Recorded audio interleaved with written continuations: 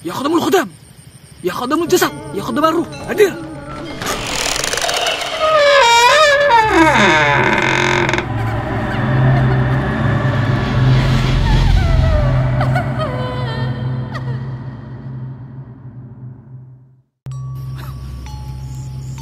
Assalamualaikum warahmatullahi wabarakatuh. Saya dan tim Sandi Allah ingin mengucapkan banyak terima kasih kepada kalian semua yang telah mendukung channel ini. Dan terima kasih kepada teman-teman karena telah mensubscribe dan like video yang kami unggah. Dan bagi teman-teman yang sudah melihat video dari kami akan tetapi belum mensubscribe, yuk segera di subscribe karena itu adalah semangat kami untuk membuat channel-channel yang baru, channel YouTube yang baru. Sekian, terima kasih. Kali ini saya akan bercerita tentang itu dulu, tentang Mbok Yah. Dulu ada seorang nenek yang hidup di daerah Jawa Timur. Saya nggak sebut lokasinya. Hidupnya di sekitar Jawa Timur. Nah itu nenek tersebut itu namanya Bu Rokayah. Akan tetapi orang-orang memanggilnya itu, kan orang Jawa memanggilnya itu seenaknya, jadi manggilnya itu Mbok Yah gitu. Nah Mbok Yah itu dulunya waktu muda itu adalah seorang penari biduan. Kemudian pas waktu umur 40 tahun Mbok Yah itu cerai dengan suaminya karena ketahuan selingkuh sama laki-laki lain.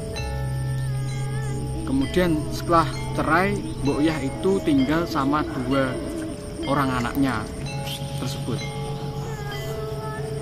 Nah, 2 anaknya tersebut itu tidak kuat menahan itu sikapnya Mbok Yah tersebut, karena Mbok Yah itu orangnya gimana ya? Pokoknya dia itu sangat jahat dan pelit sekali. Jadi semasa hidupnya Mbok Yah itu sangat pelit dan jahat. Kemudian Mbok Yah itu tampilannya itu sangat kayak gimana ya, aur-auran ambuladul ngarani wong Jawa. Jadi rambutnya wok-wok, nggak pernah disuri, nggak apa. Pokoknya baunya nggak enak, mending mambu bau pindang daripada mambu Mbok Yah tersebut. Karena Mbok Yah itu sangat-sangat bau sekali. Sampai-sampai dia itu kalau makan di tempat tidur, kencing tempat tidur, sampai berak pun di tempat tidur, tidurnya juga di situ si Mbok Yah tersebut.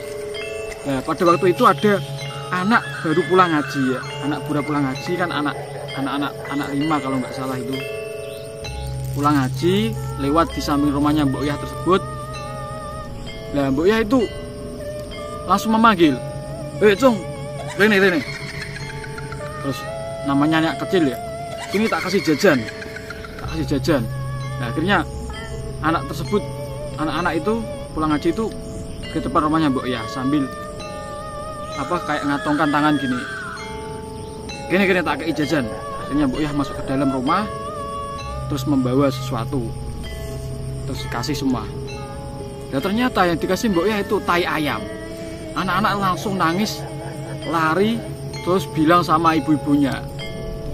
Kemudian ibunya nggak terima, langsung malamnya itu ibu-ibu itu melabrak, istilahnya marah-marah dengan Mbok Yah tersebut.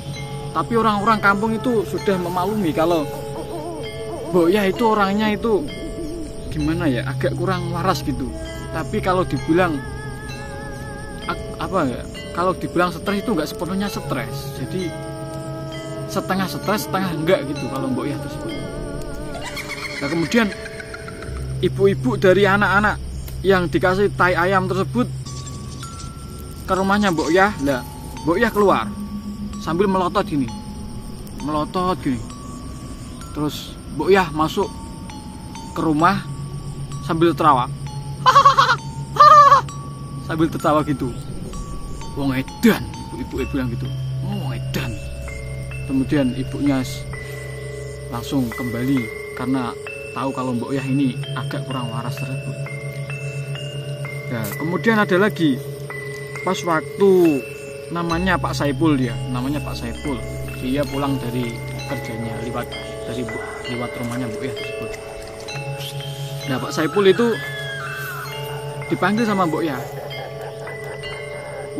Saipul, rene benakno lampuku. Iki lampuku mati. Ya, Pak Saipul itu disuruh memperbaiki lampunya yang nggak nyala tersebut. Ya, akhirnya Pak Saipul dengan hati iba, dengan rasa kasihan karena Mbok Yah itu adalah orang tua. Jadi Pak Saipul mendatangi Mbok Yah tersebut.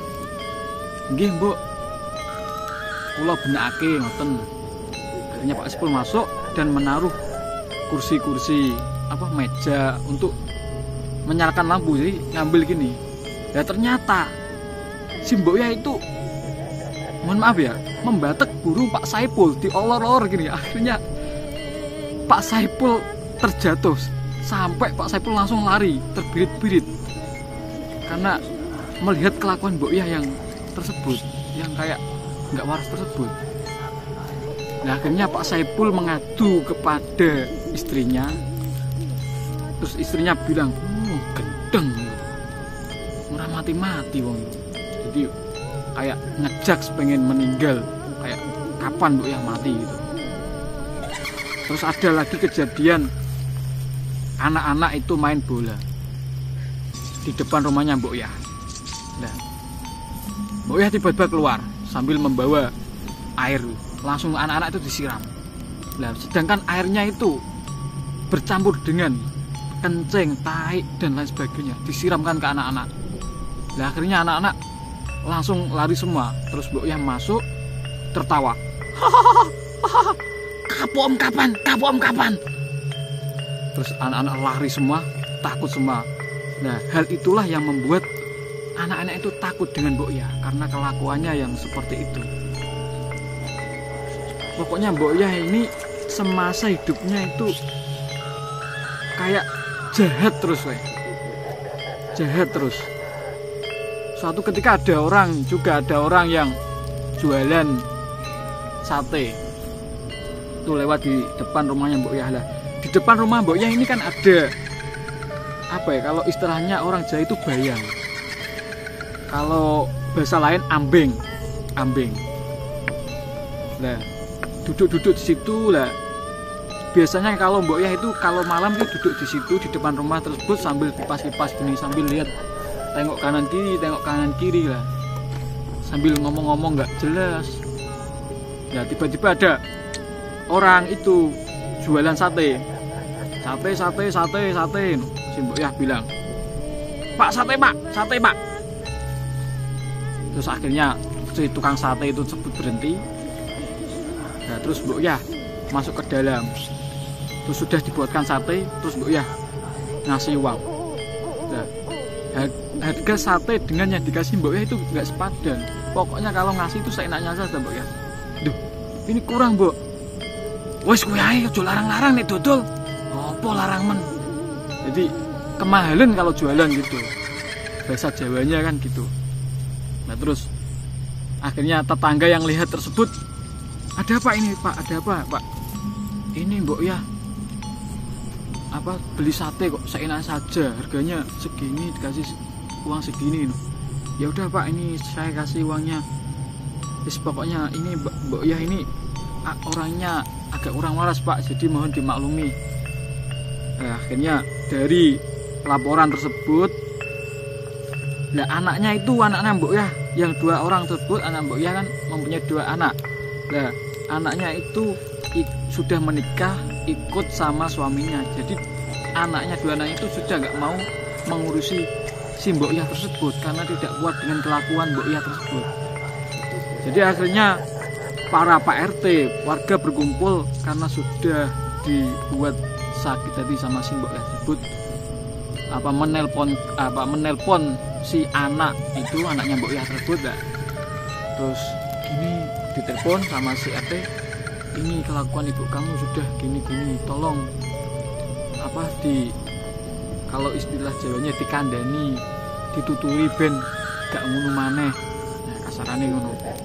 Tolong bimbing ibunya biar kelakuannya nggak gini terus. Nah, tapi si anak tersebut jawab, saya sudah nggak kuat Pak untuk mengurus ibu karena ibu ini sudah sangat keterlaluan banget. Jadi si anak itu sampai nggak mau mengurus ibunya. Nah akhirnya selang 2 hari itu Mbok Yah itu nggak pernah keluar rumah sama sekali. Sampai orang-orang di desa tersebut itu nyari Mbok Yah. Kok Mbok Yah gimana ya nggak pernah keluar? Nah, tetangga-tangga pada nyari si Mbok Yah tersebut nggak pernah keluar. Nah akhirnya tetangga itu lapor ke Pak RT. Akhirnya Pak RT sama warga mendatangi Mbok Yah dan diketok pintunya, itu Mbok Yah nggak keluar. Biasanya kalau ada orang duduk di depan ambengnya Mbok Yah, bayangnya Mbok Yah di depan itu, dingleknya itu sudah Mbok Yah sudah keluar. Langsung bilang, jangan situ, ojo nok kuno, itu ganggu itu. Pokoknya sesuatu yang punya Mbok Yah itu nggak boleh disentuh sama siapapun. Nah, akhirnya diketok sama Pak RT, si Mbok Yah itu tidak muncul. Nah, akhirnya Pak RT dan si tetangga-tetangga dan warga itu mendobrak pintu Mbok Yah karena posisinya pintu tersebut sudah dikancing, dikunci sama si Mbok Yah. Nah, akhirnya didobrak, dicari. Warga yang menyari yang masuk ke dalam rumah Mbok Yah itu sampai nggak tahan, pakai masker itu tembus baunya. Sampai ada warga itu kayak muntah-muntah saking nggak tahan dengan bau yang ada di dalam rumah Mbok Yah tersebut. Karena di dalam rumah itu banyak tai-tai Mbok Yah yang bercacar-cacaran. Jadi ada tai Mbok Yah, ada tai kucing, ada tai sembalang kalir. Pokoknya semua tai itu, macam-macam tai itu ada di situ semua. Nah kemudian Pak RT nyari, dibuka, ada WC di dalam rumah itu ada WC. Dibuka WC-nya, ternyata Mbok Yah itu tersungkur sampai membiru wajahnya karena sudah 2 hari nggak keluar rumah. Mungkin meninggalnya sudah 2 hari, sampai baunya itu sangat busuk, sampai wajahnya sangat biru. Nah akhirnya si anak Mbok Yah tersebut ditelepon sama warga sekitar kalau ibunya sudah meninggal dunia. Nah akhirnya diadakan tahlilan. Diadakan tahlilan itu nggak di rumah karena warga itu nggak kuat dengan bau yang ada di rumah tersebut, rumah Mbok Yah itu. Akhirnya diadakan tahlilan di depan rumahnya Mbok Yah, ya, yang dibuat anak-anak main bola itu. Nah, sampai 40 harinya. Jadi kalau orang Jawa, kalau orang tradisinya kan sampai 7 hari, 40 hari lah, sampai 40 hari, sampai 100 hari lah. Akhirnya si anak tersebut telah kembali ke rumah suaminya. Jadi rumahnya Mbok Yah itu dibiarkan kosong. Jadi sudah kosong lah. Setelah meninggalnya Mbok Yah, setelah itu 40 harinya itu banyak isu-isu tentang arwah gentayangannya Mbok Yah. Jadi banyak warga yang bercerita tentang penampakan si Mbok Yah. Ada yang namanya Pak Sokip namanya. Pak Sokip itu pulang dari kerjanya karena dia adalah seorang sapam. Pak Sokip tersebut dia pulang lah, rumahnya itu satu desa dengan Mbok Yah karena melewati rumahnya Mbok Yah. Jadi Pak Sokip lewat sampai rumah Mbok Yah tersebut. Nah kan Pak Sokip kan mestinya tahu kalau Mbok Yah tersebut sudah meninggal.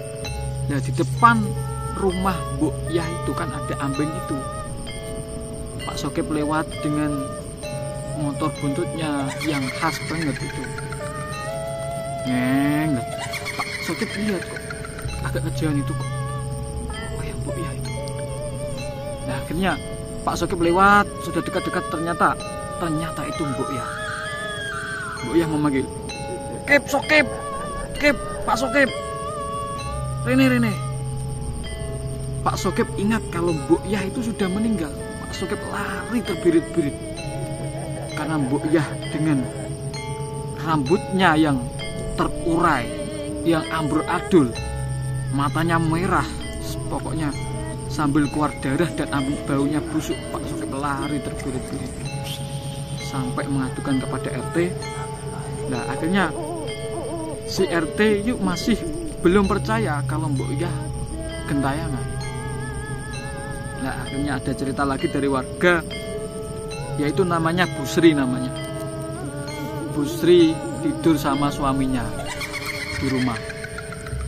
Lah ketika Bu Sri ingin berenjak mau kencing, Bu Sri ini setelah dari kamar mandi terus kemudian mau ke kamar lagi, tiba-tiba ada Mbok Yah yang memeluk suaminya Bu Sri tersebut sambil tertawa. Sambil tertawa gitu. Bu Sri teriak-teriak banget. Akhirnya suaminya Bu Sri itu terbangun. Ada bu. Tadi ada Mbok Yah Pak. Tadi ada Mbok Yah Pak. Saking takutnya Bu Sri tersebut. Ya udah Bu, nggak usah takut Bu, nggak usah takut. Kita lapor saja ke Pak RT. Kita lapor saja ke Pak ST. Jangan diam di sini Bu. Ayo diam, ditenangkan, ini minum air. Sampai didem istilahnya sama suaminya tersebut. Nah, terus dilaporkan Pak RT. Akhirnya Pak RT meminta bantuan paranormal. Nah, akhirnya paranormal itu ke situ. Malam-malam, tengah malam itu di depan rumahnya Mbok Yah sambil bilang, "Ya Khadamul Khadam, ya Khadamul Jasad, ya Khadamul Ruh, hadir. Tunjukkan eksistensi kalian." Akhirnya Mbok Yah itu tertawa dari dalam rumah. Enek opo kowe kok nyelok aku, Cung? Kamu jangan menakuti warga sekitar sini. Kalau kamu masih menakuti warga sekitar sini, akan kubakar kamu. Mbok Yah sambil tertawa. Sambil matanya merah terbang di atas rumahnya. Pas kemudian paranormal tersebut semedi bahwa mantra-mantra jin setan apa namanya mantra, nggak tahu saya, pokoknya berucap mantra. Nah akhirnya Mbok Yah tersebut hilang. Terus si paranormal tersebut pulang ke rumahnya Pak RT, bilang, "Ini sudah beres Pak. Mbok Yah tidak akan datang ke sini lagi karena Mbok Yah sudah saya bakar. Dia sudah kembali ke alamnya." Nah, terus selang 1 minggu itu nggak ada warga yang ditakuti sama arwah dari Mbok Yah tersebut, nggak ada.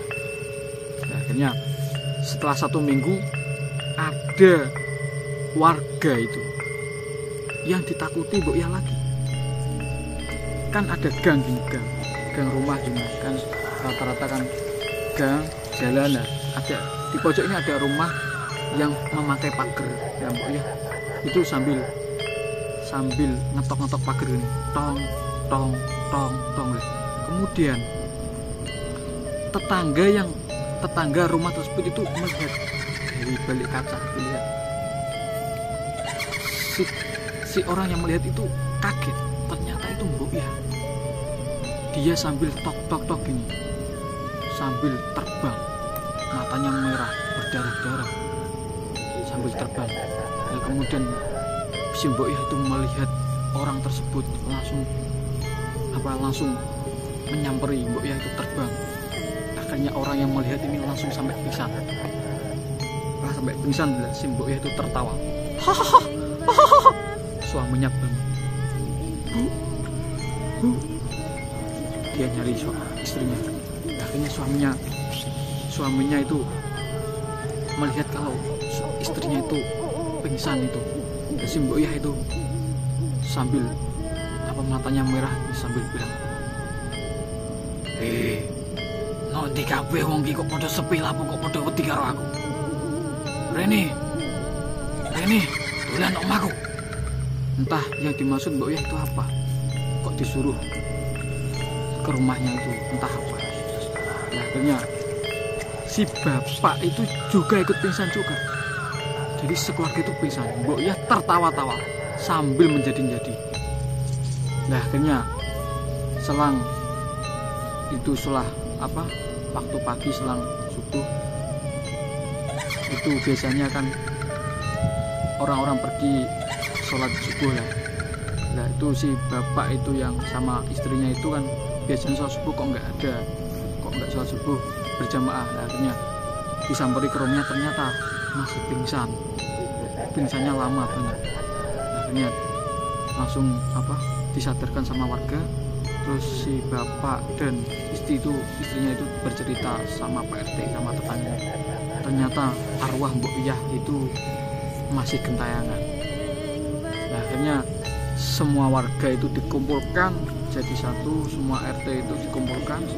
Akhirnya rumah Mbok Yah itu dibongkar atas izin anaknya. Jadi rumahnya Mbok Yah itu yang kumuh banget itu dibongkar atas izin anaknya.